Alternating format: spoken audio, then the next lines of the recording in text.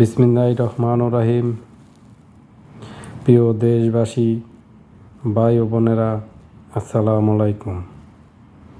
ও বাংলাদেশ জাতীয়তাবাদী দল বিএনপির ভাই ও বোনেরা, আসসালামু আলাইকুম। ও অন্য জামাত এনসিপি বাদে অন্য দলের সকল ভাই ও বোনেরা, আসসালামু আলাইকুম।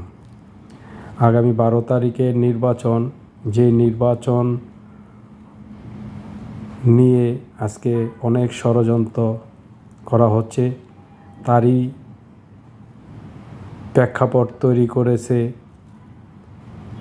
হাদি হত্যার বিচার নিয়ে। হাদি হত্যার বিচার বিএনপিও চায়, সরকারও চায়, বাংলাদেশের আপামর জনতাও চায় হাদি হত্যার সুস্থ তদন্ত বিচার হোক। আমরাও চাই হাদি হত্যার বিচার হোক। হাদি হত্যার আসামি যেই হোক না কেন, তাকে আইনের আওতায় আনা হোক।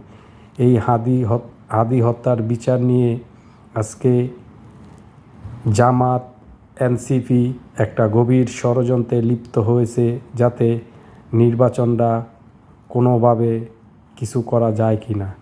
তারই প্রেক্ষাপটে গতকালকে এই ঢাকায় একজন সংসদ সদস্য প্রার্থী আছে, যে নাসির উদ্দিন পাটোয়ারি। তার কথা, তার ভাষা, তার চাল চলন একজন মূর্খ, অশিক্ষিত রিকশাওয়ালার থেকেও খারাপ।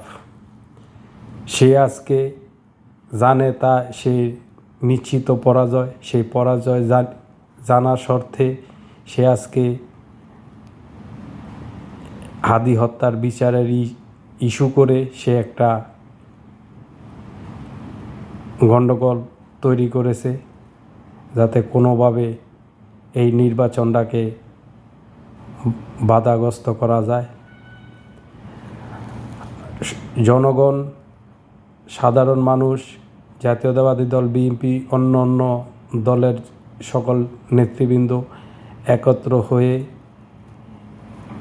এই নাসির উদ্দিন পাটোয়ারিকে শায়েস্তা করুন এবং নির্বাচনের গতি অব্যাহত রেখে আপনারা আপনাদের 12 তারিখের ভোট সবাই যার স্থান থেকে ভোট দিবেন।